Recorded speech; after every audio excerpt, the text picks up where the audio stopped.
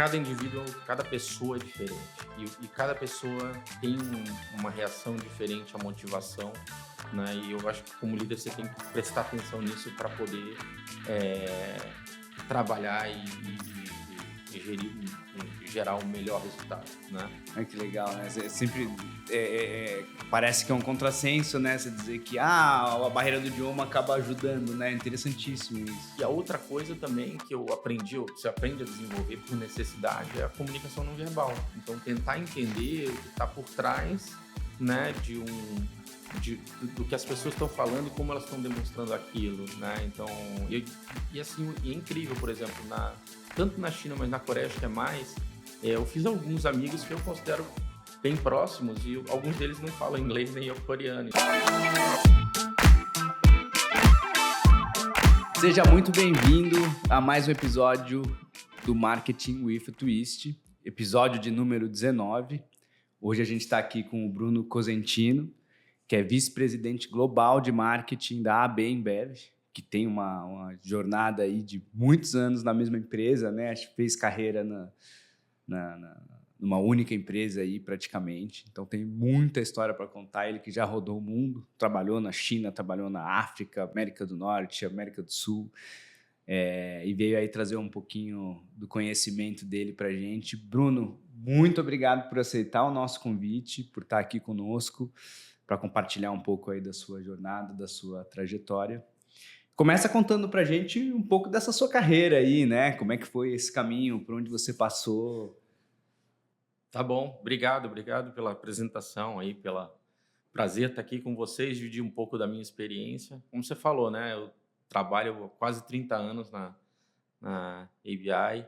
Na verdade, comecei aqui no Brasil, ainda era Brahma, né? Depois virou Ambev, e aí fui para fora, trabalhei. Na verdade, no combinado foram quase 14 anos trabalhando fora, desses quase 30, mas 10 foram os últimos 10 seguidos, né? Então, saí do Brasil, fui para a China, fiquei 3 anos e meio lá, experiência super bacana. Depois, continuei ainda na Ásia, fui para a Coreia, fiquei mais 2 anos na Coreia do Sul.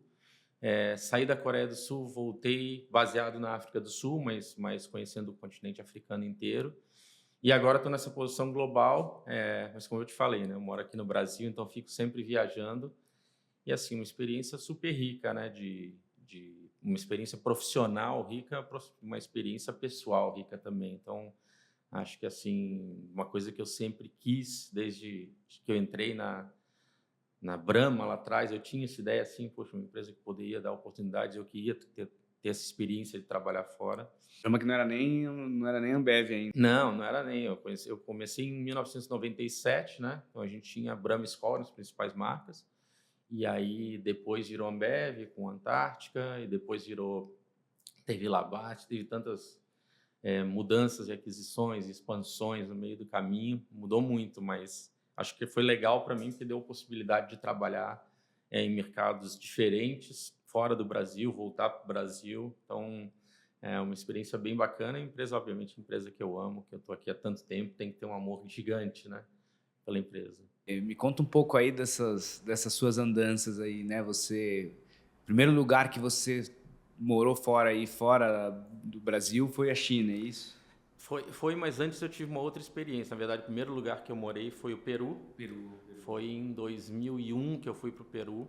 E aí fiquei 4 anos, quase 5 anos no Peru. Era uma operação Greenfield, que a gente tinha ido para parte do projeto de expansão internacional da Ambev naquele momento. Aí eu voltei para o Brasil em 2014, na Copa do Mundo, durante o período da Copa do Mundo. E aí, depois de 2014, saí de novo. Aí fui para a China, fui para a Ásia. E aí foi uma experiência muito mais diferente, né? Obviamente, Peru, país é um outro país, mas é mais próximo. Sangue né? Então, quente também, né? Somos Latino. todos latinos. E aí fui para a China. Acho que foi a primeira vez que eu tive assim que lidar com uma cultura bem diferente, né? Em um país que tem uma cultura milenar, um país incrível. Eu adorei a experiência em todos eles, né? Mas acho que a China foi o primeiro daquele impacto, assim. Estou num lugar que é muito diferente, que é muito distante da experiência que eu tinha. E lá no Peru, né? Como é o que tem de similar, diferente, assim, né? Principalmente dentro desse Que marcas que tem lá? Como é que é? A gente São as tem marcas próprias de lá que ou atuam com... é parte do que eu faço hoje, né? Eu acho que em quase todos os países, em todos os países que a gente opera, a gente sempre tem um conjunto de marcas locais, né? Aquelas joias locais que são marcas muito fortes, muito tradicionais, de muitos anos, né? Então você tem isso aqui no Brasil, obviamente, com Brahma, Skol, Antártica, Boêmia, tantas marcas assim. Você vai para a China, a gente tem lá também uma cerveja, tem algumas marcas locais, mas a maior se chama Harbin, que começou numa cidade que também se chama Harbin na China, no norte da China, desde 1900. A marca está presente na China desde o ano 1900. Você vai para a Coreia também, tem marcas locais. Lá na Coreia, nossa marca local chama Cass. E assim vai, né? Na África do Sul, a gente tem a marca Castel, Castel Light, Carling Black Label. Então, essas são as marcas que a gente diz, as marcas locais. E, além dessas, a gente tem o que a gente considera as marcas globais hoje, né? Que são Budweiser, Corona, Stella Artois e Michelob Ultra. Então, essas marcas normalmente estão presentes em todos os países. E aí você tem as marcas locais que compõem o portfólio. Essas são as marcas que eu tenho responsabilidade hoje no mundo, em termos legal. de não gerir diretamente a marca, porque cada país você tem os diretores de marca, Sim, claro. os CMOs, mas em termos de encontrar melhores práticas, agrupar as marcas por algum tipo de similaridade e aí ajudar elas com novas visões, com novas ideias. E é o que eu te falei, né? Muitas vezes, uma das coisas que eu aprendi é que o mundo é muito mais parecido do que diferente, né? Obviamente tem a diferença da cultura, tem a diferença da história daquele país, daquela marca, mas algumas coisas são necessidades universais, né, Sim, humanas. sim. E aí todo mundo é meio parecido, porque as necessidades humanas são universais, né?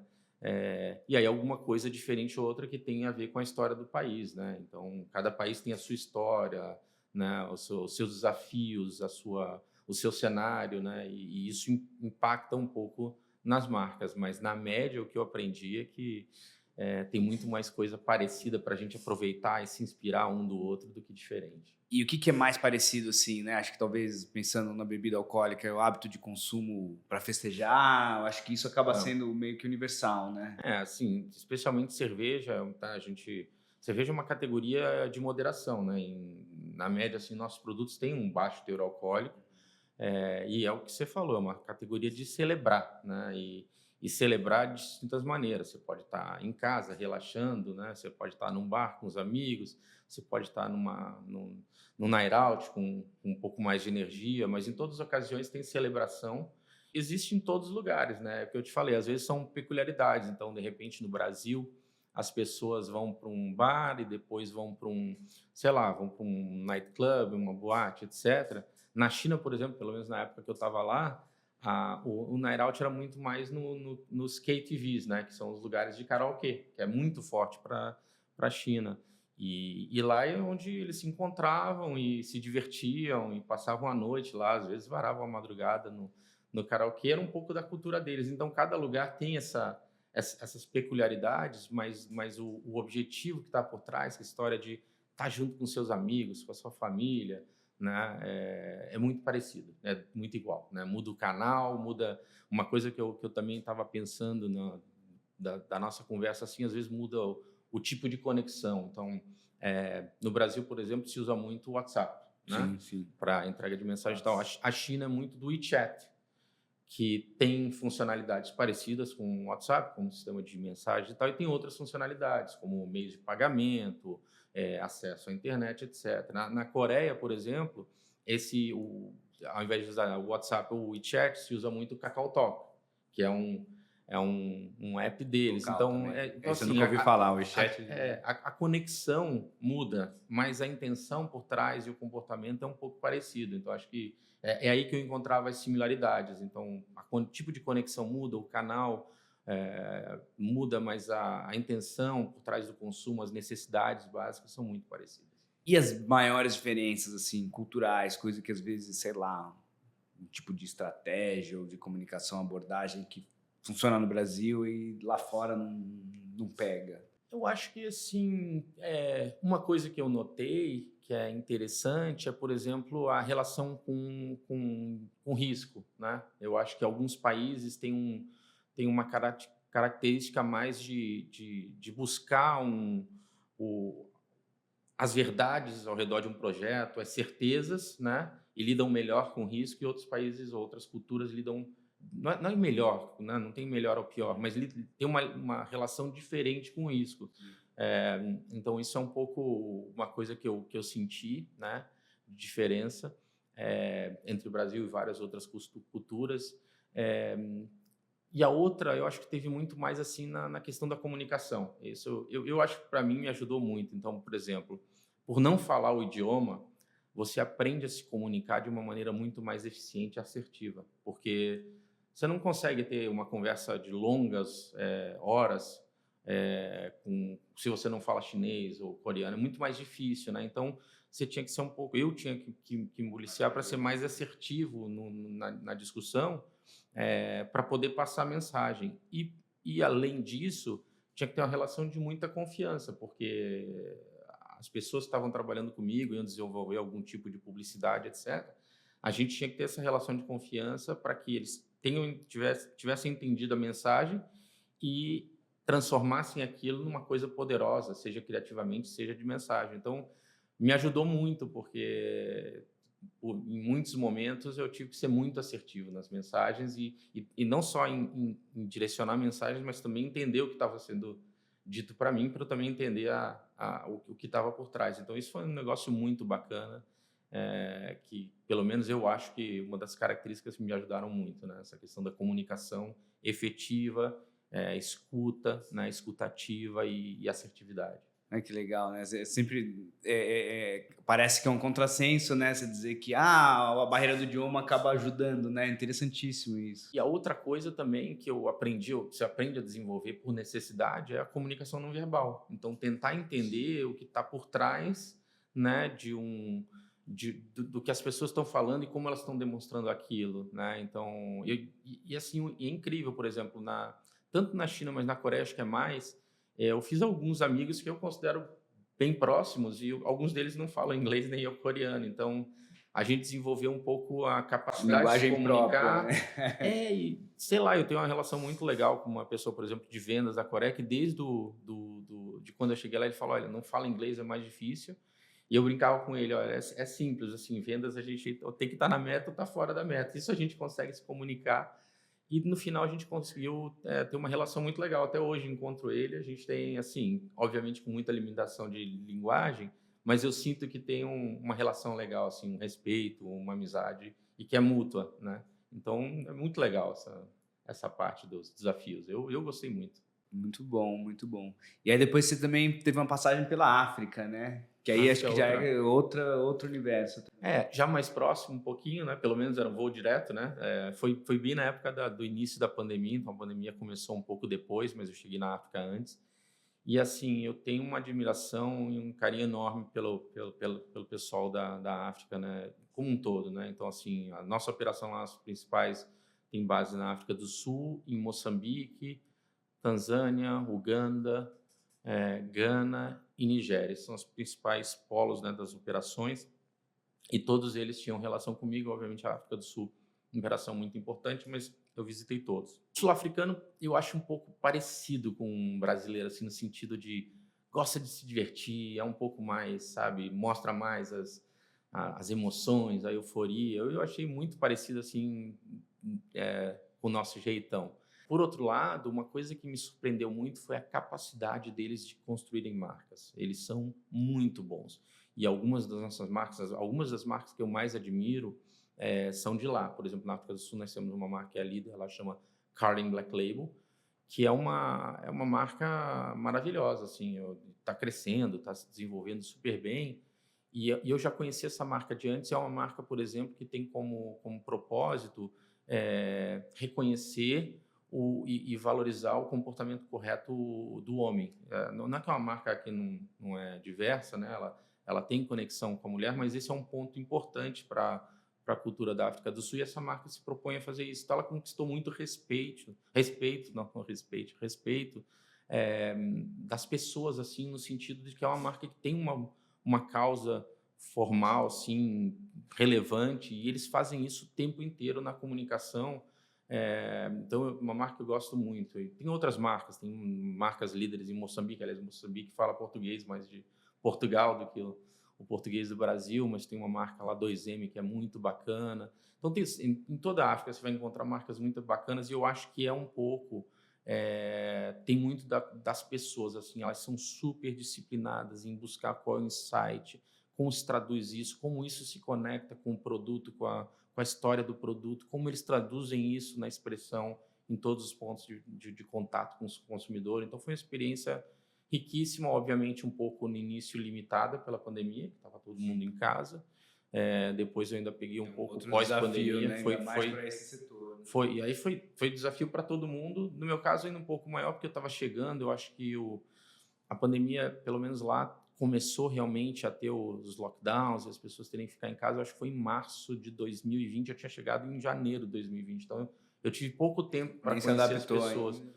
Mas, por outro lado, a pandemia uniu muito todo mundo, né? Então, mesmo tendo que trabalhar de casa, home office, com todas as dificuldades, os benefícios, mas as dificuldades de home office, eu acho que eu consegui construir uma relação com a galera lá super legal. E é um país, né, incrível, a África do Sul, com uma história, né, que todo mundo conhece, do apartheid, pós-apartheid, tudo que está acontecendo lá, como a sociedade se desenvolve, e as pessoas, assim. Mas eu acho que a principal característica que eu vi assim, na África do Sul foi essa coisa de ser muito disciplinado na construção de marcas, e são muito bons, né? Eu acho que a China tem uma coisa da inovação, a Coreia tem uma coisa da disciplina, né? E do foco, a África do Sul um pouco da coisa de construção de marca. Então, cada país eu vi coisas diferentes que são muito boas, né?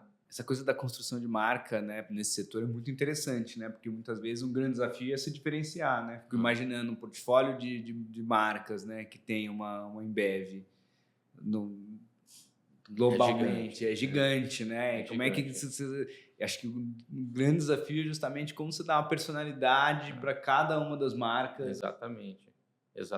Mas eu acho que eles fizeram isso muito bem, né? De verdade, nós temos mais de 500 marcas globalmente, né? São muitas marcas. Mais de 500. Mais de 500. Eu imaginava, eu ia falar mais de 100, mas são muitas.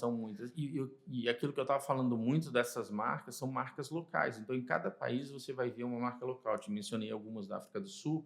Você vai para a Nigéria, tem outras, né? Tem na Nigéria as duas principais, uma se chama Trophy e a outra se chama Hero. Tem muito a ver com a cultura, né, da Nigéria. E em cada país você vai encontrar isso. Você imagina multiplicar esse número por cada país que a gente opera, e aí que venha... Essas marcas são muito ricas e são extremamente longevas, né? Sim, eu falei, são marcas que têm 50, 100 anos. Então, né, normalmente a gente tem também a primeira marca do país. No caso da África do Sul, a primeira marca do país se chama Castel Lager. Como aqui no Brasil a gente tem, né? Acho que a primeira cerveja do Brasil é Boêmia. E por aí vai. Então, essas marcas têm muita tradição, têm muita herança. Eu sempre digo para o pessoal, quando a gente trabalha, para as equipes, que a gente tem que honrar essas marcas, né? Porque você está pegando uma coisa que foi construída por muitas décadas, por muitas pessoas, e você tem que honrar um pouco essa trajetória, né? Que normalmente um gestor de marca passa 4, 5 anos numa marca, pode passar um pouco mais, mas normalmente é isso, numa trajetória de 100 anos. Então, assim, isso é uma partezinha, né? Você tem que dar conta de que essa partezinha dê continuidade ao trabalho de muita gente, né? E lá no Peru, qual que é a marca? Lá no Peru, quando a gente foi um pouco diferente. Conheço o Peru, né? Então. Você conhece lá? Conheço. É engraçado, assim, foi uma situação super interessante para mim. Eu estive no Peru no ano passado. Quando eu fui para lá em 2001, não era ABI ainda, né? Que aí tinha as marcas que vieram da SABMiller, da Anheuser-Busch, não tinha isso. Era Brahma, Skol e Antártica. Acho que já tinha, né, naquela época, ou em algum momento, entrou Labatt no Canadá. A gente foi com a intenção de lançar a Brahma, que era parte do projeto de expansão internacional de Brahma, e a gente falou, eu cheguei a lançar a Brahma no Peru. Eu acho assim, o Peru foi, de novo, vai conectar com o que eu falei das pessoas da África do Sul. A gente lançou Brahma, começou indo muito bem. Em algum momento o Peru também teve uma situação de expansão, então a empresa que era local lá, que era dona das marcas locais, que são as principais Cristal, Pilsen, Caial e Cusquem, essas são as 3 marcas locais principais, a cervejaria local foi comprada pela SABMiller. E aí eu enfrentei, já foi no ano final que eu estava no Peru, a SABMiller com a força de construção de marcas que eu acabei de comentar foi muito difícil, né? Assim, a gente não era o líder, a gente era o desafiador, né? O challenger. E foi muito difícil, porque eles eram muito bons em construir marcas. Passa o tempo, e hoje em dia, depois de todas as expansões nossas, essas marcas são nossas, marcas que eu lotei lá, e são marcas maravilhosas, né? Então, são marcas, de novo, centenárias. Então, se eu não me engano, algumas delas têm muita... Bom, a Cusquenha tem toda a ligação e Não, conexão com o Cusco, né? Que é super bacana. A Cusquenha em todo lugar tem, né? Com certeza foi a cerveja que eu mais tomei lá. Exatamente, tem toda a conexão com o Cusco, é um ícone de lá. E aí a gente tem as outras marcas que são muito tradicionais, que é a Cristal e a Pilsen Caial, são duas outras marcas maravilhosas, né? E o Peru tem isso também, além dessa coisa, né, de construção de marcas que o time tem, o Peru também tem a coisa de algumas coisas muito icônicas, né, locais. Então, eles falam muito assim de algumas coisas. Eu me lembro quando eu cheguei lá, você já provou o milho peruano? Né? E realmente, eles chamam de choco, e a culinária peruana hoje está mais que... Então, você vai começando a conhecer as particularidades. O Peru tem essa relação muito legal com comida e com bebidas também. Então, de novo, super rica a minha experiência, mas a do Peru foi uma diferente, porque eu fui num greenfield, né? Foi uma expatriação para construir um negócio. Eu me lembro, nós chegamos lá, nós éramos 4 pessoas para começar a construir. Depois lançamos, construímos fábrica, trabalhamos com cerveja e refrigerantes. É diferente das outras expatriações que eu já fui, aí já estava mais estabelecido. Então, eu fui para a China, a gente já tinha uma operação relevante lá. Coreia também, África do Sul. Então, é um pouco mais fácil. Você chega e já tem uma coisa estabelecida do que montar do zero. Mas, por outro lado, montar do zero é super divertido, né? Porque assim, é o sentimento de startup. Né? Sim. Começando um negócio do zero, claro que você vai trazer uma bagagem, uma marca, mas você está construindo um negócio do zero. Então, foi muito legal esse período do Peru. Foi a minha primeira experiência internacional e foi muito interessante. Um desafio diferente, né? Diferente. Não tem nada pronto, né? Nada. É do zero. Tudo. E é diferente, né? Aqui você imagina a Ambev, né? Uma empresa super estruturada, tem todo o suporte. Quando você vai montar do zero, é muito diferente a experiência. Mas com uma equipe pequena, você foi 4 pessoas, né? E com a intenção toda de contratar gente local, que essa é outra coisa. Bom, eu fui expatriado durante muitos anos em vários locais, e assim, a missão normalmente, você ajuda com a conexão e a disseminação da cultura da empresa. Você contrata muitos talentos locais e você tem essa missão de deixar sucessores locais, né? Essa é a missão do expatriado. Eu acho que isso foi um negócio legal, porque eu saí do Peru, ficou uma pessoa local no meu lugar, saí da China, ficou um chinês no meu lugar. Na Coreia que foi, porque eu toquei a operação da Coreia, então o marketing a gente conseguiu contratar muita gente, mas a gente ainda não conseguiu deixar um líder local, acho que em algum momento deve acontecer. E na África do Sul, eu deixei não só mas 2 pessoas locais, a gente dividiu um pouco a função. Então, para mim, isso é outra coisa que é bem prazeroso. Assim, eu curto mesmo, sabe? Contratar gente, ajudar eles a crescerem. Eu acho que uma das coisas que mais deixam a gente feliz é quando você vê alguém do teu time crescendo, né? Especialmente dentro dessa missão de expatriado, alguém do seu time local crescendo. Quer dizer, a pessoa que conhece ainda mais a cultura, as marcas, vai fazer até muito melhor, né? O que você faz. Junta todo o conhecimento local da história com a bagagem que você trouxe, uma visão de fora, a visão da cultura da empresa. Isso, então, muito legal, assim, essa outra parte que é mais ligada a gente, gestão, liderança, para mim, é parte da missão do expatriado, né? Não é só a entrega normal ali do resultado, da performance das marcas, mas... E puxando um pouco para esse tema de gente e gestão, né? Isso eu ia deixar mais para frente, mas você já me deu o gancho aqui, eu já vou perguntar agora. Como é que são as diferenças também de lidar com essas pessoas de diferentes culturas, né? Sei lá, por exemplo, receptividade para um feedback, né? Imagino que deve ser diferente, deve ter culturas que são um pouco mais fechadas, né? Deve ter gente que se precisa ser mais direto, gente que se precisa ser mais amável, né? Como é que foi isso aí? Assim, eu vou falar uma coisa mais ampla, né? Que serve, eu acho que para qualquer lugar, e depois vou chegar no ponto das culturas. Mas assim, uma coisa que serve em qualquer lugar é que cada indivíduo, cada pessoa é diferente. E cada pessoa tem uma reação diferente à motivação, né? E eu acho que como líder você tem que prestar atenção nisso para poder trabalhar e gerar o melhor resultado, né? Então, por exemplo, eu vou dar o meu exemplo. Eu trabalho muito bem sob pressão. Tem gente que não gosta de trabalhar sob pressão, não sei por quê, minha formação, enfim. Então, você tem que entender essas coisas. Tem outras pessoas que precisam um pouco de autoconfiança. Então, entender isso, eu acho que foi uma coisa que ao longo da minha experiência a gente fez muito bem. E aí a segunda coisa, principalmente quando você é expatriado, primeiro você respeitar a pessoa porque ela vem de uma bagagem cultural diferente, então você tem que entender um pouco o mínimo da cultura local e respeitar essa primeira parte, porque a cultura da empresa não vai nunca se sobrepor. Imagina que a cultura de uma empresa se for sobrepondo a cultura chinesa, que é milenar, não tem, então as coisas vão ter que se integrar. E aí construir confiança, né? Então as pessoas têm que, em algum momento, confiar em você.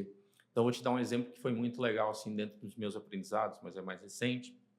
Quando eu cheguei na África do Sul, uma pessoa do meu time, bem no início, falou assim: Bruno, a gente precisa sentir um pouco que a gente está ganhando, tá? No time está ganhando. Então foi assim, foi meio que num contexto de uma conversa que a gente estava tendo, mas uma coisa que eu percebi dela é que eles estavam precisando um pouco de autoconfiança. Sim.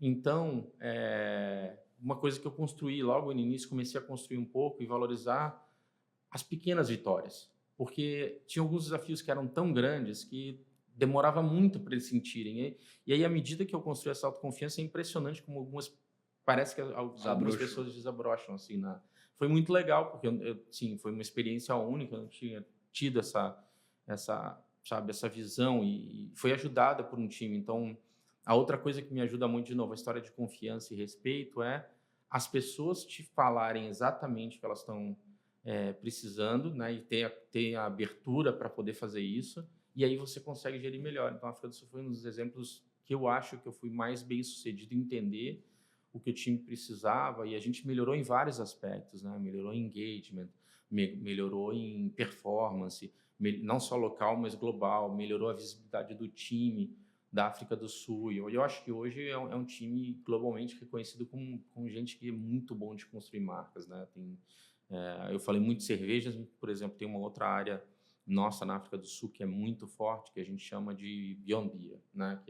São produtos que fazem parte de ocasiões parecidas, mas eles têm um perfil de produto um pouco diferente, né? Pode ser uma cider, né? Pode ser um produto com um perfil mais frutado e doce. E eles são muito bons. E a gente tem marcas nessa área que são espetaculares. Então, eu acho que quando eu cheguei lá, eu ajudei também a dar um pouco de visibilidade. Ó, gente, tem isso aqui, então a gente tem que aprender um pouco mais com eles.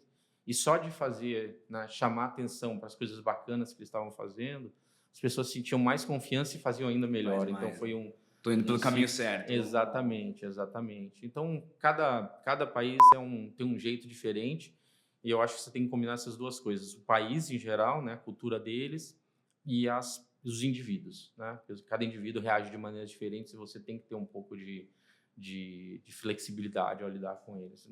Minha experiência, né? Assim, E quanto ao asiático, assim, é muito diferente a forma de liderar?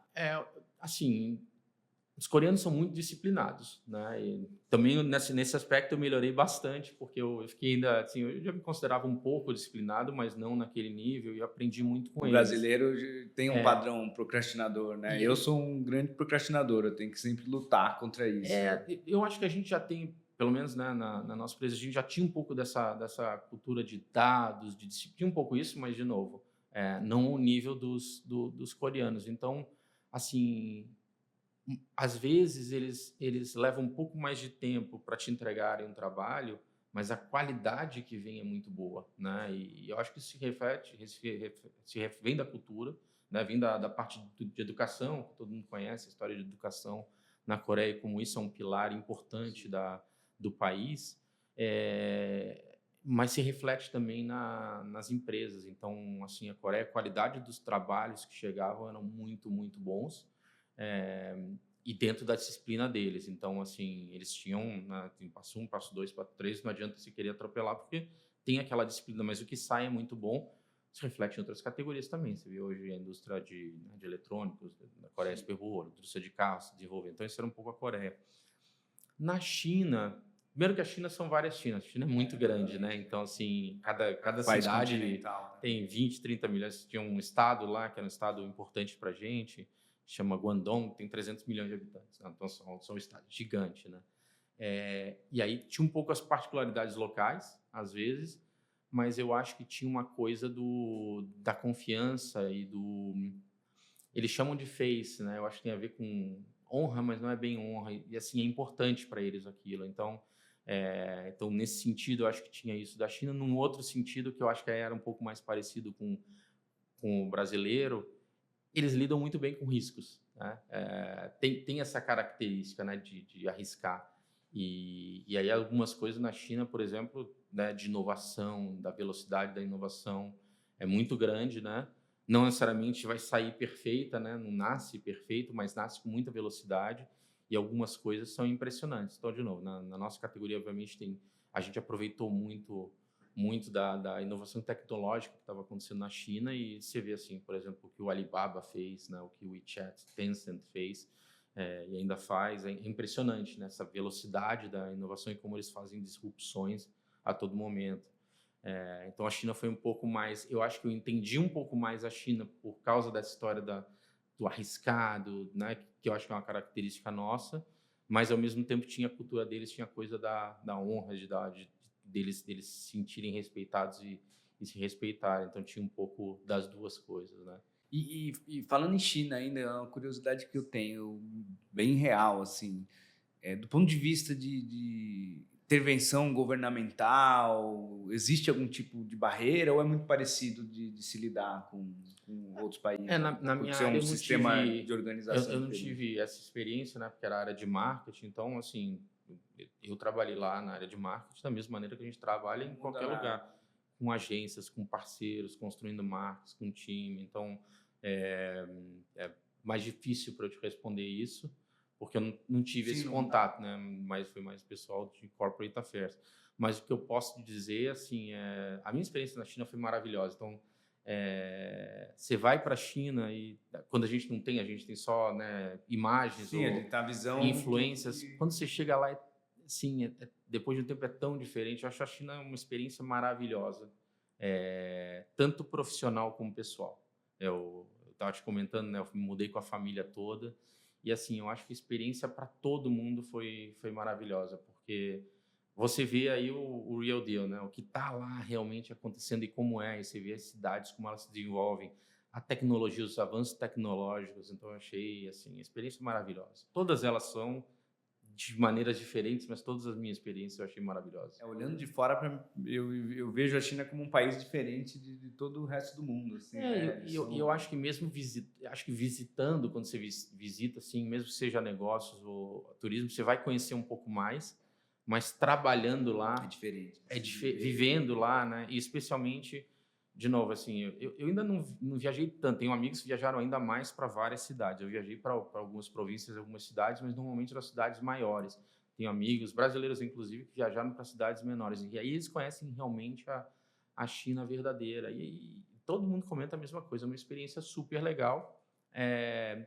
Obviamente com uma cultura milenar interessantíssima, assim. Se você tiver interesse e curiosidade, aí mesmo que eu acho que as pessoas vão, poxa, esse cara quer conhecer, né, da minha cultura, de quem eu sou, quer me respeitar, e aí as portas se abrem muito mais para você, né? Isso também é um ponto muito interessante, né? Em algum lugar que você morou, trabalhou, você enfrentou algum tipo de resistência por ser brasileiro, né? No sentido de, pô, chegou esse cara de fora aqui. Não, eu sempre fui super bem recebido e eu sempre me preocupei muito em também reforçar, né, qual era a minha missão ali, o que eu estava ali para fazer, construir uma relação de confiança. E o que eu te falei, em todos os 3 lugares, no Peru também, o Peru foi uma situação diferente, porque a gente estava crescendo, né? Em todos os 3 lugares eu me senti super bem acolhido, com confiança das pessoas, ao mesmo tempo que eu ficava reforçando o tempo inteiro nessa questão, né, de construir confiança, do quanto eu respeitava. Eu acho que uma coisa legal, assim, que facilitou muito, eu converso com outros amigos, colegas que vão ser expatriados, eu sempre falo assim, seja curioso, né? Pergunte sobre as coisas. Porque às vezes você vai ver um negócio que não é habitual para você, pergunta. por que que aquilo existe. E aí as pessoas, ponto número 1, vão se sentir respeitadas, poxa, ele está se interessando, né, porque eu sou diferente e tal. E o segundo, a partir do momento que você entende, é muito mais fácil lidar, né, do que ficar tentando adivinhar por que que aquelas coisas acontecem, né? Muito bom. E indo agora para a América do Norte, aí, que é onde você está hoje, você está atuando, né? Também, como é que é? Muito diferente também? Já é outro Assim, perfil, né? eu ainda tô, né, assim, como eu não tô morando lá, eu diria assim que eu não conheço com a profundidade que eu conheci os outros lugares, né? E eu tô no global, e o global normalmente é um misto de tem um monte de gente do mundo Né? inteiro, Tá mas focado naquela eu tenho uma praça. relação muito boa com o nosso time da América do Norte, da América Central também, que a gente tem operações importantes. E de novo, assim, eu não sei, talvez pela minha bagagem de ter trabalhado em tantos lugares e capacidade de se adaptar, eu me adaptei muito bem. Então, assim, eu tenho trabalho, assim, eu sinto as portas abertas da mesma maneira na América do Norte para a gente dividir o que a gente conhece e tem experiência e ao mesmo tempo ouvir deles, né, o que está acontecendo. Então, mas América é mais próximo do que a Ásia, né? Não tem jeito, a gente está mais próximo, ainda que seja América do Norte um pouco mais, eu diria que assim a América Latina em geral é muito mais próxima, né? A América do Norte é próxima,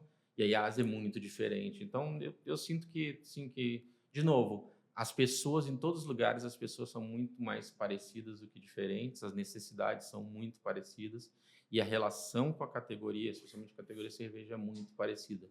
Expressões diferentes, mas a intenção e a necessidade por trás é muito parecida. Sim, é isso, né? Em um lugar vai estar lá celebrando a partida do futebol americano e no outro karaokê, né? Exatamente. Então, Mais mas no de novo, fim. né? Ou, né, na China, em Coreia, por exemplo, Coreia, o golfe, eles gostam muito, e claro, tem vários também. Tem o beisebol é muito forte na Coreia, por exemplo, os estádios ficam lotados, mas é um esporte diferente, mas é a paixão deles, né? Golfe, especialmente na Ásia, assim, eu vi o golfe muito presente, especialmente no mundo dos negócios, assim, as pessoas gostam muito de jogar. Na África também, né?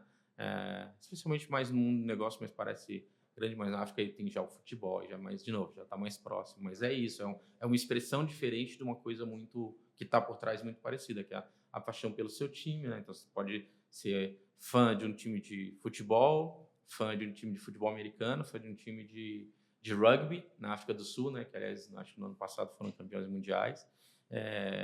Cricket na África do Sul também é forte.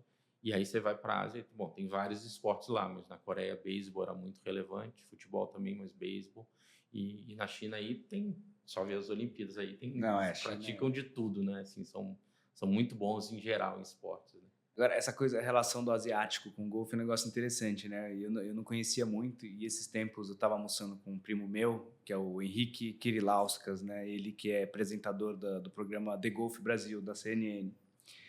E ele estava contando que a maior parte dos campos de golfe do Brasil foram construídos por asiáticos. É mesmo? Não sabia, não sabia. Que é a cultura deles e eles ajudaram muito a disseminar isso aqui no Brasil. Não, e é um esporte ideia. assim de longas horas, né? Você começa a jogar pelo que eu tentei lá na África do Sul, estava na África do Sul durante a pandemia, que você, assim, no fim de semana tentei jogar golfe, mas não é para mim. Você tem que ficar no futebol, no tênis, que é o que eu sei, mas me parece um esporte maravilhoso porque ele é de longas horas, né? E aí você vai jogando, tem muita concentração, me parece assim, muito se abstrai de todos os problemas, fica focado ali, mas eu acho que tem muita conversa. Acho que para fazer, batendo um papo, né? Para se relacionar é muito Exatamente. interessante. Me parece que tem muito disso. São muitas horas de qualidade que você está ali focado. Exatamente.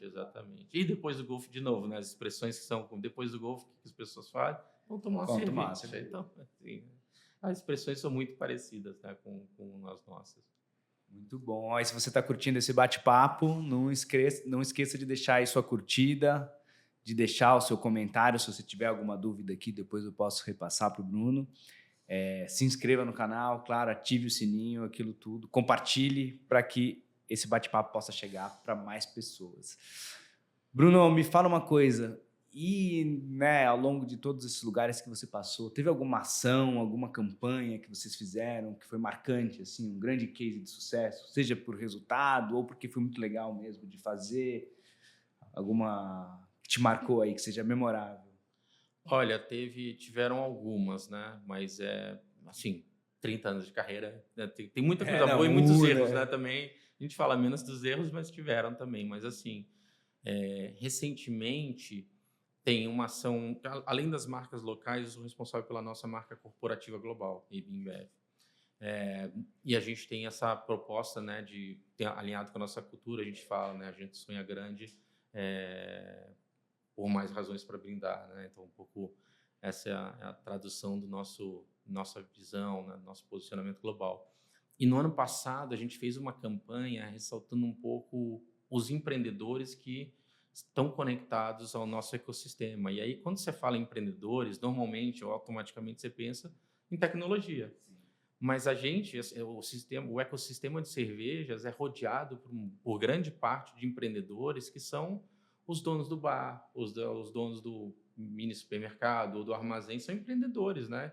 Que têm dificuldades. E aí a gente fez uma campanha no ano passado falando um pouco disso, né? De como parte, né, do que a gente faz no ecossistema é ajudar esses empreendedores a terem melhores ferramentas para desenvolver o negócio deles, porque se eles ganham, todo mundo ganha, né? Então, esse foi uma campanha bem legal, que a gente ressaltou também a gente tem uma plataforma de B2B chamada BIS, que é global, no Brasil já está presente também.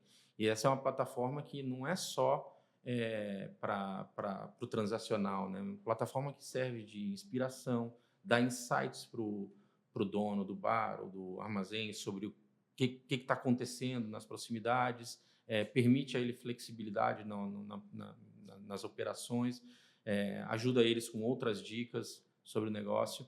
Então, isso é um negócio que me dá muito orgulho, porque a gente, quando pensa em cerveja, é um grande ecossistema. Assim, sabe, que vai desde do produtor, do fazendeiro, do agricultor, que está lá com a parte de matéria-prima, até a parte de transporte, que é gigante, né? Até a parte de produção, efetivamente. Aí você vai para a ponta, né? E aí você tem o dono do bar, você tem todas as pessoas que estão ao redor. Então, é um ecossistema muito grande. E ter, em parte, né, assim, ajudar esse ecossistema a se desenvolver, para mim, é uma coisa muito bacana. Então, assim, foi uma campanha mais corporativa, mas que eu achei super bacana. E tem uma outra que recentemente até foi premiada em Cannes, mas mais do que o prêmio, né, em Cannes, acho que é legal ter a criatividade reconhecida. É uma campanha que nasceu na China, que a gente chama de Corona Limes, que é na China não tem desenvolvida na agricultura o plantio de limão. E aí a gente levou um pouco com a nossa expertise lá e ajudou os agricultores a desenvolverem o limão. E aí esses limões ficaram tão bons a ponto de que agora, obviamente, em parte desses limões era para o ritual de Corona, né, com limão, mas esses limões hoje também viraram parte do negócio dessas pessoas, vendendo em supermercados. Então, tipo, é um negócio que ajuda todo mundo, que para a gente é importante ter o limão, porque a gente sabe que, né, a Corona com limão, esse ritual e tudo que tem ao redor é super bacana para o consumidor, mas ao mesmo tempo a gente fomentou uma indústria que não tinha todas as condições para ofertar aquilo. Então, tipo essa história de, né, eu li em algum artigo a história do triple bottom line, né, que é bom para as pessoas, para as empresas e para a sociedade em geral. Então, eu acho que é um pouco essa junção do que esse projeto de Corona Limes fez para mim foi muito bacana, porque é parte do nosso negócio, desenvolve o nosso negócio, melhora a experiência para os consumidores, fomenta uma indústria. Então, é uma das campanhas recentes que eu gosto bastante. Não é minha, né, é da empresa, porque, de novo, é parte do grupo global que faz essa campanha. Recentemente, a África do Sul começou um projeto muito parecido. Então, a outra coisa legal de você ser global é aquela história das melhores práticas. Né? Você vê uma coisa bacana acontecendo no outro país, aqui porque você começa a voltar para o mundo inteiro. Então, e a terceira são as campanhas, em geral, as campanhas que a gente faz com Carling Black Label na África do Sul são muito poderosas. São super premiados. O que é legal, assim, é criatividade, mas é uma criatividade que está a serviço de solucionar um problema do negócio e das pessoas, do consumidor. Então, criatividade a serviço de algo, não é a criatividade só pela criatividade. Então, essas campanhas que eu estou mencionando, além de eu ter muito orgulho delas, especialmente as duas últimas, a corporativa não concorre, não escrevemos em nenhum prêmio, mas é muito legal. Mas as duas últimas são campanhas premiadas em Cannes, para dar alguns exemplos. Então, eu acho muito legal que esse reconhecimento vem da parte da indústria publicitária também, mas tem um efeito muito grande no negócio para as pessoas, para as comunidades que estão nesse grande ecossistema da nossa indústria cervejeira. Muito bom. E as que deram errado aí? Você falou que nem sempre tudo dá certo. Tem alguma que você lembra, que possa falar, né? Assim, assim, dar errado é muito amplo, né? Assim, mas eu acho que é muito mais assim a nossa capacidade de aprender a fazer melhor, né? Eu acho que, de novo, quando você une essas três pilares que eu te falei, não tem, sabe, não tem erro, é uma coisa que vai muito bem. E às vezes falta uma coisa, bom, somos humanos, né? Mas eu acho que o que a gente tem que fazer, o mais importante dos erros é que eles te ajudem a ser melhor, né? E que você consiga ser... até um negócio que eu vi um pouco quando a gente estava conversando, tem a humildade de saber aqui não fui tão bem, tem que melhorar, tem que fazer as coisas melhores. Eu acho que né, nos erros são onde estão as maiores oportunidades. Exatamente. Né? Porque é onde a gente consegue corrigir a rota ali. Exatamente. Muito legal. E falando um pouco agora, voltando para a coisa da liderança, né? Você como uma pessoa que já liderou aí muita gente, que dica que você dá para o pessoal que está assistindo e quer fazer uma carreira de marketing e quer acertar? Tem algum tipo de... você falaria para esse pessoal buscar do ponto de vista de skills ou até comportamentalmente, né? Do's and don'ts aí para quem quer ser um profissional de marketing de sucesso? Assim, esses são os meus aprendizados, eu sempre falo. Não, mas meus aprendizados serviram para mim, tem... talvez sirvam para quem está assistindo, mas eu sempre divido com a minha equipe. E acho que isso é uma coisa muito interessante aqui do podcast, que a gente tem... as perguntas são meio que muito parecidas, mas as respostas são sempre muito diferentes, né? Por isso que é muito rico, né? Isso é legal. A gente pega a visão de muita gente fera. Diferente, né? E para quem cada um tem a sua bagagem, tem as suas Exatamente. experiências, né? Mas no meu caso, eu acho que a primeira coisa para quem quer trabalhar em marketing é ser muito curioso. Sim, ser muito curioso, porque é da curiosidade que vem muito aprendizado, especialmente do que está acontecendo, do que está rolando, ou de coisas que você não entende. Então, curiosidade, e eu falo curiosidade em geral, não é só curiosidade em campanhas de marketing, etc. Curiosidade em geral, por exemplo. Se você não for curioso para entender bem como o seu produto é feito e qual a história do seu produto você quer contar, fica muito difícil. Então, curiosidade, para mim, é a primeira coisa que é fundamental. Eu gosto muito dessa característica nas pessoas. E eu me tornei curioso, eu não era curioso. Me tornei curioso quase por obrigação quando eu entendi a importância da curiosidade para gerir marcas. A segunda coisa, a gente de algum jeito falou aqui, né, é humildade. Esse talvez seja assim, humildade no sentido de, poxa, eu tô aqui eu lidero uma marca que tem 100 anos. E aí, assim, eu tenho que ter humildade a ponto de saber o que quer que eu faça vai ser mais um tijolinho na construção de uma história que tem 100 anos. Né? É difícil você acreditar que em 5 anos você vai revolucionar tudo. É muito difícil, porque tem muita bagagem. E, ao mesmo tempo, humildade de reconhecer tudo que veio antes, né? E como você pode fazer isso melhor. Então, por exemplo, uma coisa legal da Carling Black Label, foi uma marca que eu gosto muito, eu ressaltei. Eu estava um dia perguntando para as pessoas assim, o que vocês acham que são os fatores de sucesso dessa marca? E eles falaram consistência. Essa marca já passou por, se eu não me engano, 4 diretores dos últimos 10 anos, 4 diretores de marketing e 2 ou 3 CMOs. E ele falou, nós nunca mudamos os pilares estratégicos da marca. A gente reinventou a iniciativa daquele pilar, mas o pilar estratégico, a direção, nunca mudou. Então, você vê assim, claro, todo mundo quer deixar sua marca, quer fazer o seu negócio, mas você pode fazer isso sem ter que mudar completamente a direção. Então, respeitando o alicerce. E isso tem a ver com a humildade e, no final, essas 4 pessoas, ou todas as pessoas envolvidas, são reconhecidas pelo tijolinho que cada uma deixou de maneira diferente, numa história muito consistente. Então, esse, para mim, é o segundo ponto. Então, curiosidade, humildade. E a última coisa é paixão, e talvez seja meio clichê, né, de falar de paixão, mas você tem que adorar o que você gosta, você tem que ser apaixonado pela sua indústria, pelas pessoas, pelas marcas, e assim, você tem que ter deixar muito, porque acho que se você tem a paixão, vem o comprometimento, vem a doação total, sabe, vem muita coisa a partir do momento que que tem paixão, tem intensidade. De novo, essas três coisas são coisas que eu percebi, algumas delas eu fiz melhor ou pior, ou comecei a fazer ao longo da minha carreira, mas para mim essas três coisas são as coisas que eu acho que, sim, que funcionaram muito bem. Curiosidade, humildade e paixão. Muito bom. E nessa mesma linha, né, também, que dica que você dá, e essa é a parte que eu gosto aqui do podcast, que é onde eu aprendo mais, né? Que dica que você dá aí para fornecedores, agências, parceiros que já trabalharam com você aí ao longo da jornada? O que você acha que precisa ter para fazer funcionar aí um bom relacionamento entre marketing, agência, ou marketing, produtoras? Você sabe, isso é também muita evolução, né, na minha história. Assim, eu me lembro que muitos anos atrás, eu aprendi muito com muitas pessoas, especialmente a indústria publicitária brasileira. Eu trabalhei muito com algumas agências, e mais que as agências, com as pessoas da agência, né, porque às vezes a agência é a mesma, mas as pessoas mudam muito, né. Eu considero a agência parte do time. Então, as mesmas coisas que eu busco, né, e que eu acredito que um time deva ter, acredito que a agência deva ter também. Então, a história da curiosidade, humildade e paixão são coisas que eu busco nos nossos parceiros também. E eu acho que aí tem uma responsabilidade, da mesma maneira que eu tenho que motivar, né, entender cada indivíduo do time, motivar eles, a gente tem que fazer a mesma coisa com a agência e com as pessoas da agência. Né? Então, sei lá, um criativo funciona de uma maneira, uma pessoa de planejamento funciona de outra.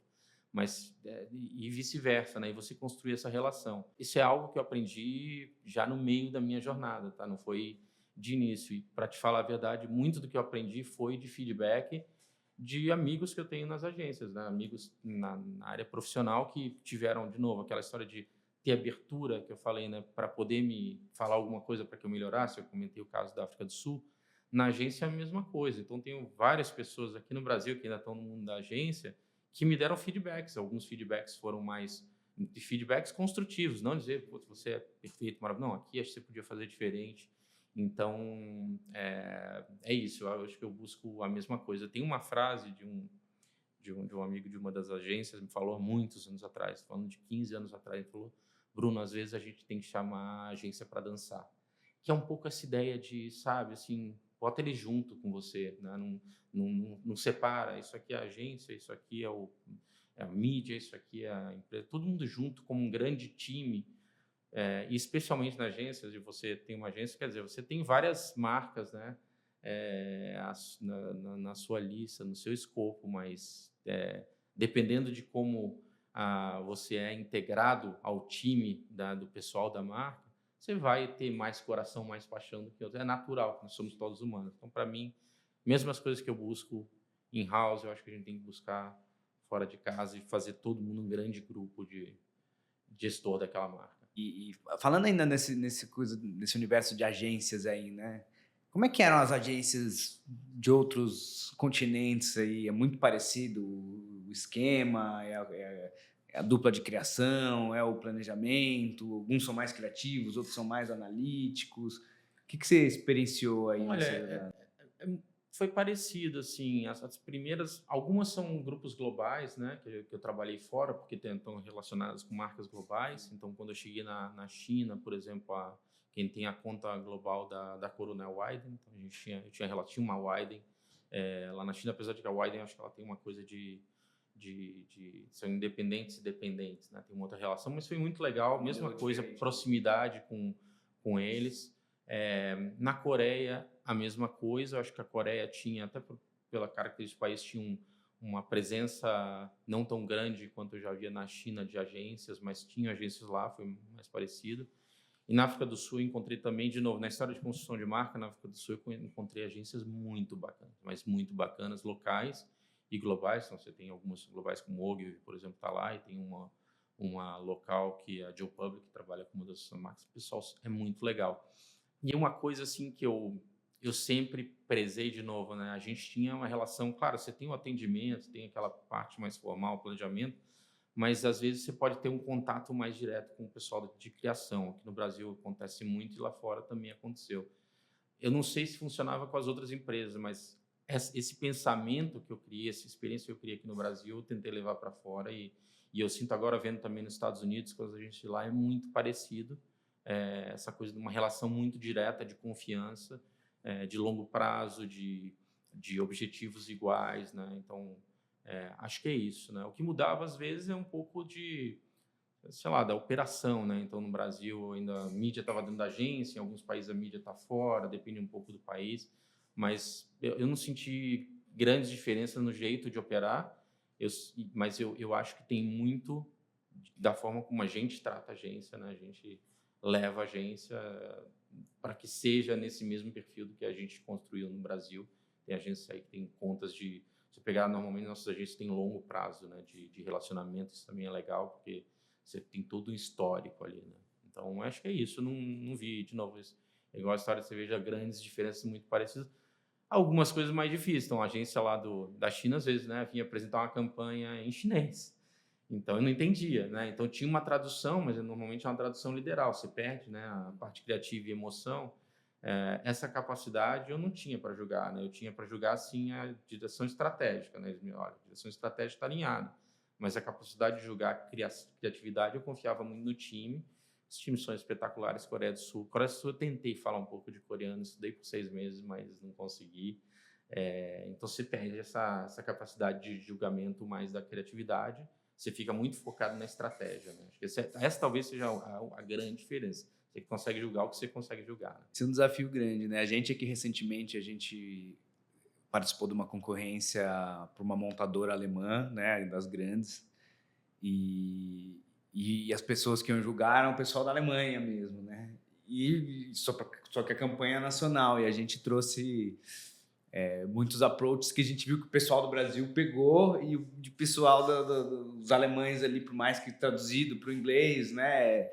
De que não é a mesma coisa, né? Não pega Você tá, imagina, uma velho, sutileza, uma culturalidade. eu tentava ajudar, né? Porque imagina, o criativo está apresentando um negócio, aí puta, a pessoa tem, né, um arrepio assim, fica super empolgado. Você não consegue ter isso num idioma que não é o seu. Mesmo em inglês não é igual. É muito mais fácil, mas mesmo em inglês não é igual.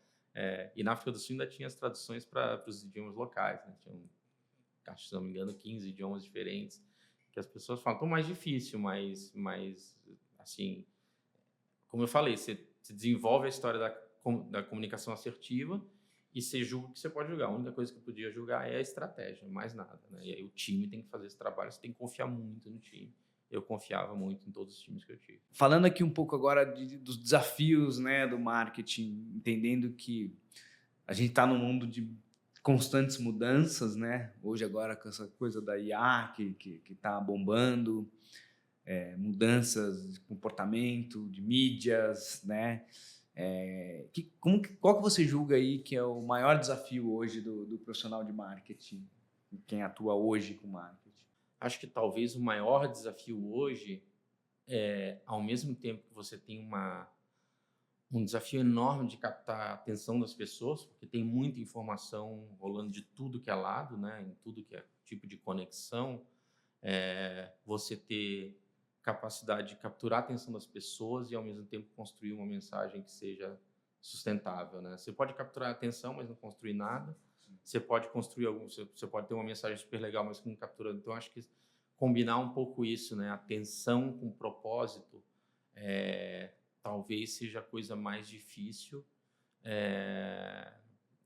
E a outra coisa é muito viver o espírito do tempo, né? A gente está num momento assim que está tudo acontecendo ao mesmo tempo agora e você tem que estar muito antenado, ser muito curioso, e ter muita clareza do que você quer construir, né? E não desviar porque é tanta coisa acontecendo ao mesmo tempo que É fácil desviar, né? é fácil você desviar o seu propósito e ir para um outro lugar que não tem nada a ver com o que você tem com aquele produto, com aquela marca. Então, mas eu acho que é isso. Talvez a atenção com propósito seja sabe, achar esse equilíbrio seja a coisa principal. E pensando aí em futuro, tendências, né? Como que você imagina que são grandes tendências aí para o marketing, daqui a uns 5 anos? Eu acho que a inteligência artificial veio para ficar. Eu tenho essas discussões não só na área de marketing, mas até na área de educação. É, converso um pouco com meus filhos. E, sim, tem essa discussão hoje nas escolas, né? Eu tenho 2 filhos adolescentes e tem essa discussão. O garoto fez um trabalho, usou o ChatGPT, não usou. Tem um pouco disso. A minha visão é que a gente tem que usar a tecnologia sempre a nosso favor para fazer coisas melhores. Então, assim, eu vou fazer uma analogia à educação que era... eu uma vez estava conversando com um professor e achei interessante. Então, eu me lembro quando eu ainda estava estudando, toda vez que o professor falava, hoje a prova é com consulta, foram as provas mais difíceis que eu fiz na vida. Porque eu acho que era essa cabeça. Se tem essa facilidade, prova consulta de um livro, etc., na minha época, Você precisa elaborar. Né? E você eleva, né, o sarrafo, leva sabe, o patamar de onde você quer chegar. Então, eu acho que a inteligência artificial veio para elevar o patamar do que a gente faz em marketing, né? Seja em qualquer parte do negócio, seja na parte de produção, seja na parte de distribuição, seja na parte de criação também. Então, assim, para mim é isso. A gente tem que usar toda a tecnologia a nosso favor para fazer algo ainda melhor. Essa tem isso na cabeça. Então, se tem o IA agora, ele te ajuda, vamos fazer ainda melhor. Então, lutar contra as coisas é muito difícil, né? Assim, caminhar contra o vento é muito difícil. Então, você tem que usa esse vento a favor para, né, para andar mais rápido, para fazer as coisas melhores. Então, para mim, isso que é isso. Assim, eu acho que tem a ver com inteligência artificial, tudo, em todas as áreas de marketing. E que a gente tem que usar isso para elevar o patamar das coisas que a gente faz. Adorei a analogia da prova com consulta, né? É bem isso, né? No fim, a capacidade de análise crítica do ser humano, do sentimento, tá ali, continua sendo humano, só que você ganhou uma grande ferramenta. Exatamente. Que precisa ser usada, né? Mas não pode ser só ela, né? Usar o melhor do que aquilo tem. Você vê, há um tempo atrás, eu fui para um workshop de inovação global, super bacana, e aí parte do workshop era desenvolver conceitos, ideias e fazer um pitch entre as pessoas que estavam participando como processo. E nesse processo de desenvolvimento do conceito e do pitch, você podia usar editores, ChatGPT, etc., e podiam usar os DALIs, etc., né? Eu achei o workshop super mais produtivo, porque a gente saía do workshop já, assim, não era um conceito que você ia para pesquisa, mas a forma como a gente ilustrava aquela ideia ficou muito melhor. Não ficou nada perfeito, assim, mas ficou muito melhor. Então, isso é o que eu chamo de usa a tecnologia a favor para elevar o patamar. Então, o que antes era, sei lá, um conceito escrito ali, rabiscado, com algum desenho, hoje já nasce um pouco melhor para você depois transformar aquilo num briefing, aí construir um estímulo legal para testar. Então, esse é um exemplo de como, para mim, usar a tecnologia, que, sim, é a mesma coisa da educação, né? Então, ou da própria consulta, né? Vamos elevar o patamar do que a gente faz. E um ganho de tempo, né? Absurdo, também. Né? A gente aqui ganha muito tempo, a gente usa muito inteligência artificial aqui na agência, como ganho de tempo. Tarefas que antes eram operacionais, demandavam um tempão para fazer, a gente ganha o tempo com a inteligência artificial, mas a gente não deixa ela substituir a análise crítica. Então a gente gasta a energia do ser humano para pensar o que é importante. É quase como uma calculadora, né? O que eu vou fazer com conta de cabeça se eu posso fazer na calculadora? Analogia muito boa, calculadora. Ganhei né? tempo. Então, exatamente. Então, eu acho que é isso. Então, acho que o IA veio para ficar e vai ser muito mais rápido. Né? As revoluções todas acontecem muito mais rápidos do que acontecia no passado. Acho que o tempo de revolução encurtou, né? Então, tem que usar o IA para mim e fazer coisas melhores. Eu acho que é isso. Estamos chegando no final já, tem umas 2 perguntas. Manda bala, estou bem aqui.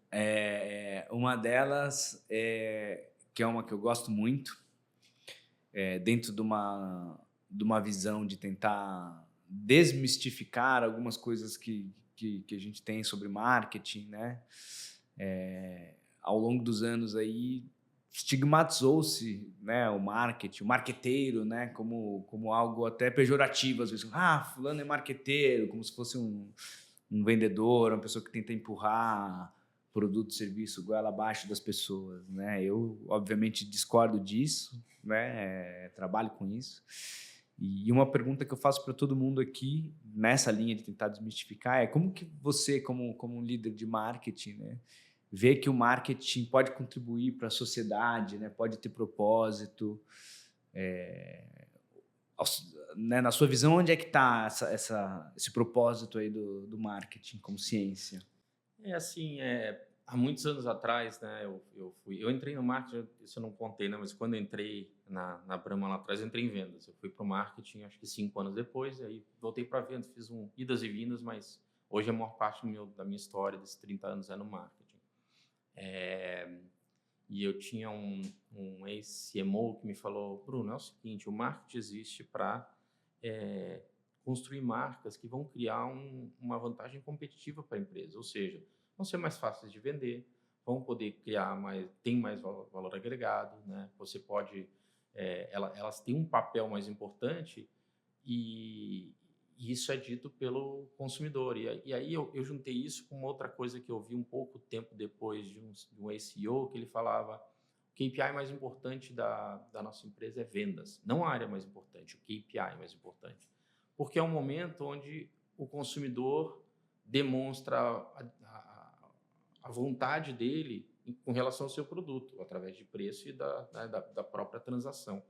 Então, juntando tudo isso, eu acho que de um jeito mais, né, de negócios, eu acho que a função do marketing é essa, é criar coisas que sejam relevantes para as pessoas, para que elas possam, né, confiar na gente. Eu acho que tem uma relação de confiança, elas estão depositando ali a confiança delas através do dinheiro delas, comprando seus produtos ou serviços. Então, para mim, acho que é isso.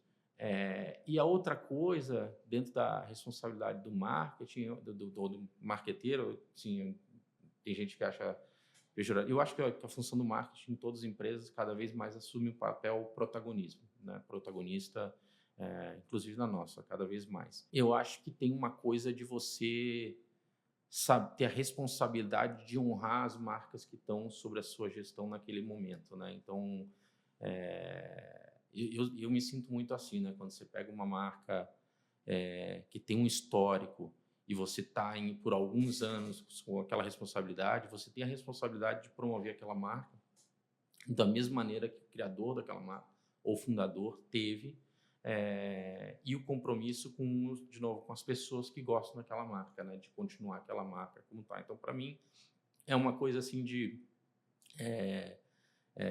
acho que já teve essa...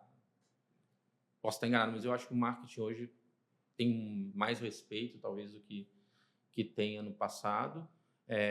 Isso se dá em função das pessoas aprenderem muito mais o que o marketing faz, e eu acho que da comunidade do marketing também ter um pouco mais de habilidade para difundir o que a gente faz. Então, por exemplo, o que eu falei da criatividade, né? Criatividade no marketing é importante? Mega importante. Mas é uma criatividade a serviço de algo, não é uma criatividade pela criatividade. Então, acho que essas parecem pequenas mudanças, mas tem um efeito enorme, né, na reputação, né, do marketing em geral. Então, para mim, acho que vai por aí.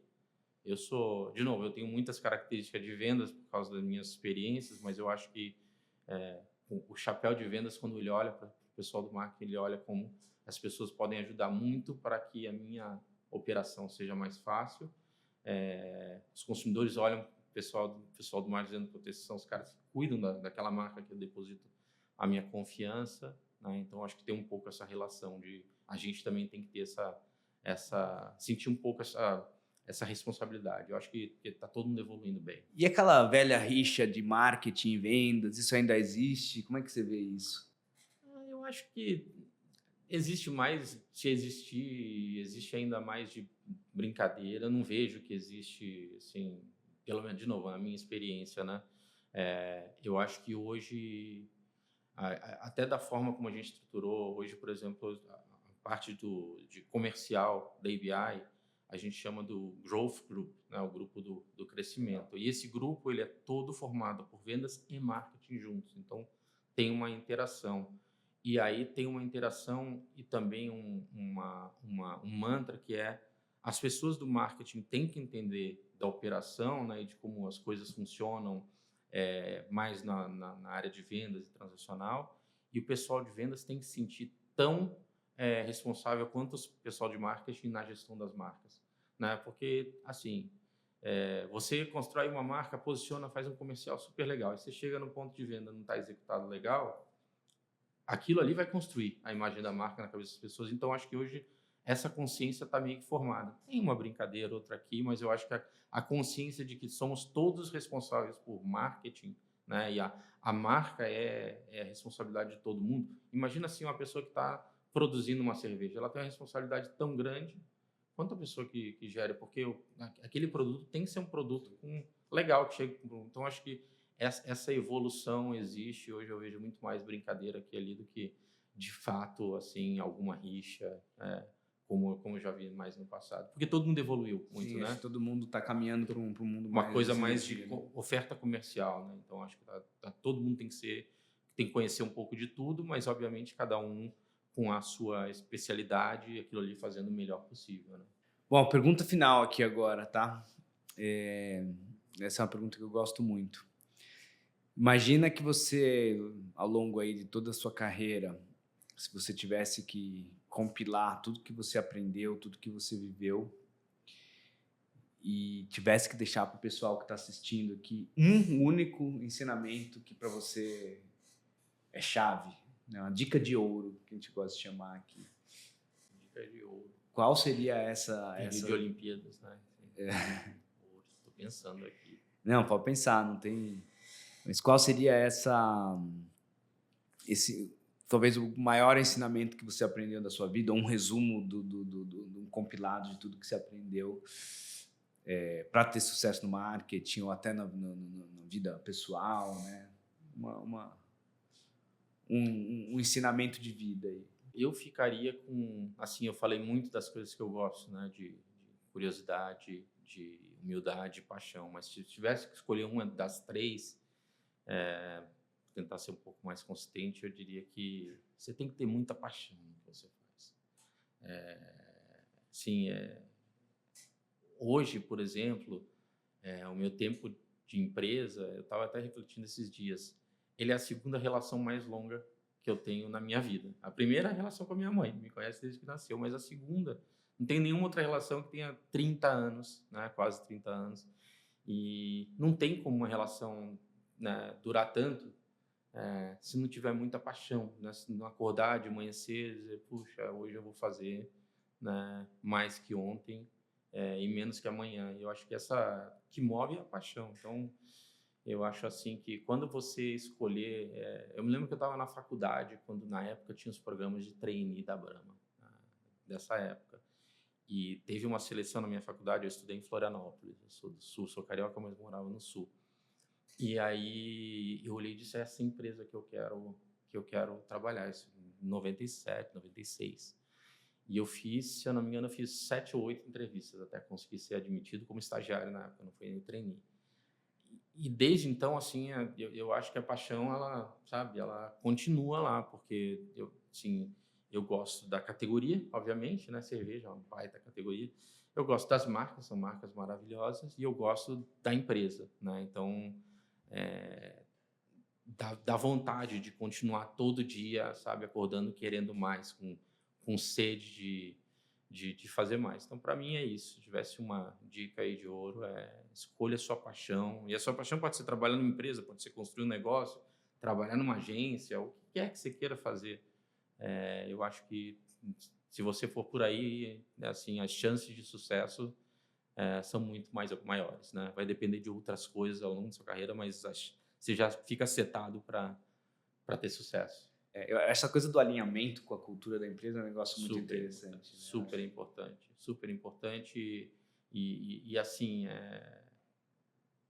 de novo, né? Missão do expatriado quando você vai para fora é também, né, disseminar a cultura da empresa. E eu acho que a gente foi capaz de ter uma cultura que, obviamente, em alguns aspectos evoluiu aqui ou ali, mas a essência se manteve muito, essa coisa de sonhar grande, sabe? De querer um futuro melhor, de pensar no ecossistema, de marcas fortes, de gente, de talentos, sempre teve lá. Então, essa coluna vertebral sempre teve lá. E foi uma coisa que, de dono de negócio, uma coisa que eu sempre olhei e disse, nessa empresa que eu quero trabalhar, talvez seja o fator determinante de eu ter ficado por tanto tempo e ainda querer mais, né? Ainda quero mais, porque tem muita paixão envolvida.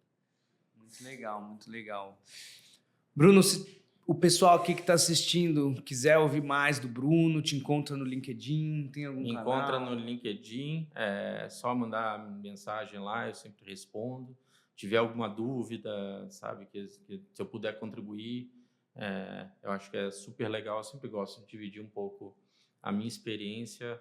E, de novo, né, não tem certo nem errado. Tem essa experiência que eu vivi, são as coisas que eu achei que me ajudaram, mas eu acho que no final cada um acha a sua própria fórmula, né? Tem algumas coisas que são meio iguais, mas cada um vai achar o seu caminho, o jeito de fazer as coisas. Vai com paixão que vai dar tudo certo. Vai com paixão. Muito obrigado pela audiência, você que assistiu aí até o final. Não esqueça de se inscrever se você ainda não se inscreveu. Bruno, muito obrigado pela participação. Prazer foi meu, super bacana o papo. Pela aula que você veio dar aqui pra gente, vários insights incríveis. Parabéns aí pela jornada, pela trajetória. Só está começando, né? Ainda Tá começando. Tem muita paixão pela frente. Tem muita paixão, muita coisa pela frente. Acho que cada dia que eu acordo tem uma coisa nova, uma coisa que eu não sei. Eu quero continuar aprendendo e continuar ajudando o máximo que eu puder, as marcas, as pessoas aí. Muito bom. Então até a próxima, pessoal. Valeu.